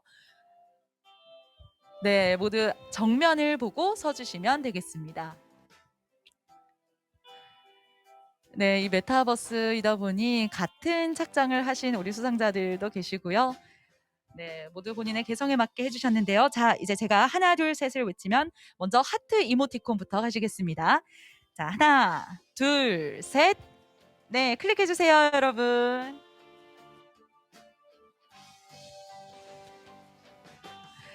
네, 감사합니다. 저희 한 번만 더 하겠습니다. 제가 하나, 둘, 셋을 외치면 셋 구호를 들으시고 이모티콘 눌러주시면 되겠습니다. 자, 하나, 둘, 셋. 네, 좋습니다. 네. 네, 너무 감사합니다. 사진 촬영 아주 예쁘게 잘 됐습니다. 자, 이번에는 이모티콘 하나만 더 가보겠습니다. 자, 이번엔 다 같이 박수 이모티콘 눌러보실 텐데요. 제가 구호를 외치겠습니다. 자, 하나, 둘, 셋. 네, 보라색 박수 이모티콘 부탁드립니다. 네, 축하드립니다. 자, 그럼 저희 마지막으로 하나만 더 이모티콘 하도록 하겠습니다. 지금 이모티콘 창에 보시면요. 손들기 동작이 있습니다. 초록색 손바닥 모양이 있는데요. 이거 한번 같이 눌러보겠습니다. 자, 하나, 둘, 셋. 네, 잘 찾아주셨습니다. 네, 사진 촬영 잘 됐습니다. 네, 이제 모두 하단해 주셔도 좋습니다. 함께 해주셔서 대단히 감사하고요. 자, 이렇게 2021 서울시 빅데이터 캠퍼스 컨퍼런스가 모두 마무리됐습니다. 참가자 여러분들께 유익한 시간이 되셨길 바라겠고요. 서울특별시 빅데이터 캠퍼스와 대한민국 빅데이터 사업의 무궁한 발전을 기원합니다. 자, 지금까지 2021 서울시 빅데이터 캠퍼스 컨퍼런스의 진행을 맡은 아나운서 노주은이었습니다. 함께해 주신 여러분 대단히 감사합니다. 안녕히 돌아가십시오.